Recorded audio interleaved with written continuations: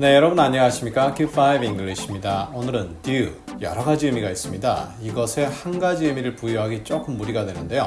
다양한 의미 확인해 보도록 하겠습니다. 적절한 시간이 되면 여러분의 영어는 확실히 늘어날 것입니다. 물론 꾸준히 노력해야 되죠. 오늘 내용에서 확인해 보도록 하겠습니다.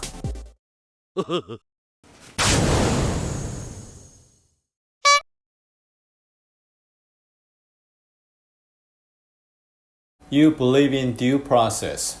너는 적법한 절차를 믿는다. believe in 하면 in 자체의 존재, 가치를 믿는다 이런 내용이죠. 그런데 believe someone 하면 그냥 그 사람이 한 말을 믿는다. 약간 달라집니다. 저희 과거 강의에서 다룬 바 있는데요. 링크 통해 확인 부탁드립니다. due process, process가 과정이잖아요. due, 거기에 맞는 합당한 이런 느낌이죠. 그러니까 보통 적법한 절차다 이렇게 표현됩니다. 앞뒤 내용이 있어야 되겠지만 적법한 절차의 가치를 믿는다 이렇게 되겠죠. Their baby is due in April. 그들의 아기는 4월이 기한이다. 그래서 4월에 출산이 예정되어 있다란 뜻이 됩니다. 그럴 때 baby가 due 한다고 표현합니다. Their baby, 그들의 아기죠. 보통은 어떤 부부를 지칭할 때 그들이라고 표현하고 그들의 아기 이렇게 표현합니다. Her baby 혹은 his baby 가능은 한데요. 그러면 예를 들어 남성에게 his baby 한다 그러면 여성은 뭐가 됩니까? 그러니까 their baby 이렇게 표현하는 거죠. When is the payment due? 언제가 지불 기한입니까? 이럴 때 기한이라는 뜻으로 쓰게 되는데요. When is the payment due? 그래서 언제가 지불 내야 되는 기한입니까? 아주 간단하죠. 그런데 이런 표현 잘 안 나옵니다. 꼭 반복해 주시고요. With all due respect, it's not your call. 이것은 미국식 표현인데요. 국어로 가자면 무슨 말인지는 알겠는데 외람되지만 당연하지만 이렇게 표현을 합니다.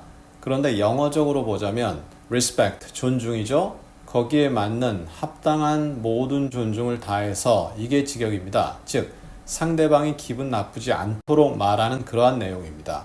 미국식 표현이라고 해서 영국 사람한테 얘기했다, 못 알아듣는다, 그럴 일 없습니다. 다 알아듣습니다.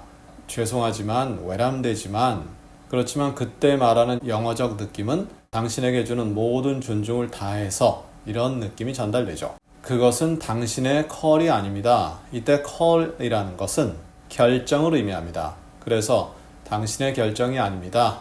어떠한 내용인지 앞뒤가 있어야 되겠죠. 하지만 상대방이 결정을 하려고 하자 그렇게 얘기하는 거죠. 무슨 뜻인지는 알겠지만 당신이 결정할 사항 아닙니다. 이렇게 전달되는 거죠. They didn't maintain any sort of due diligence.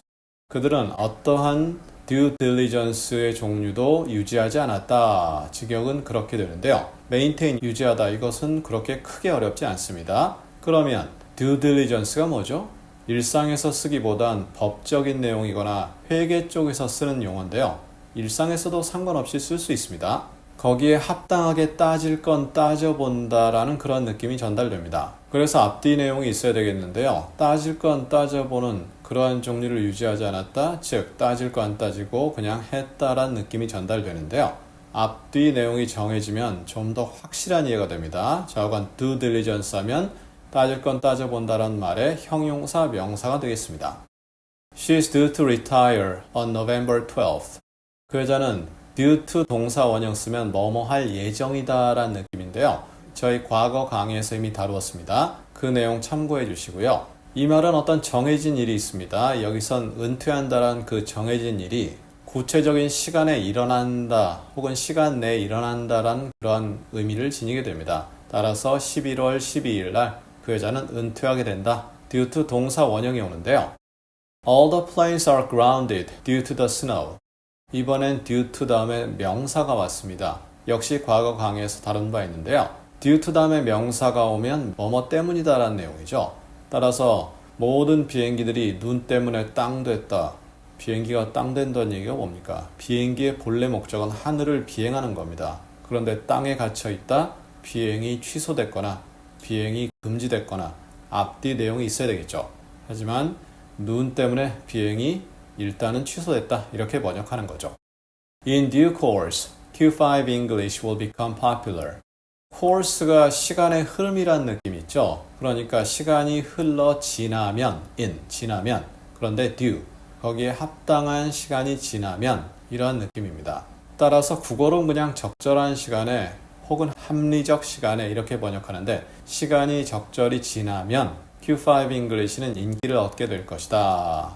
지금 이 영상이 촬영되는 시점에서 Q5 English가 아주 인기가 있다. 자신 있게 말씀 못 드립니다. 그렇다고 인기가 아주 없다. 또 그건 아니거든요.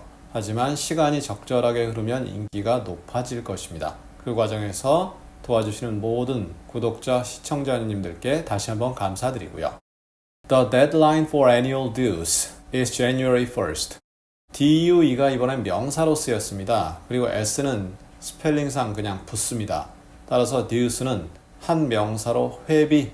그런데 annual이니까 연회비죠. 연회비 마감 시한이 데드라인은 1월 1일이다. 이렇게 전달되죠. 자, 이렇게 해서 오늘 due로 이루어진 여러 가지 내용을 알아보았습니다. 많이 다루었는데요. 복잡해 보이기도 하고 간단해 보이기도 합니다.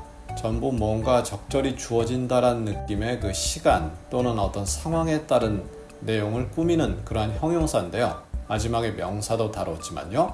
문장에 적용해 보시기를 강하게 제안드리면서요. 반복 다시 한번 꼭 강조드립니다. 그럼 우리 다음 시간에는 단어, word죠. 이 word가 상당히 뜻이 많습니다. 그 표현을 하나하나씩 3번에 걸쳐 자세히 여러분과 나누도록 하겠습니다. 감사합니다.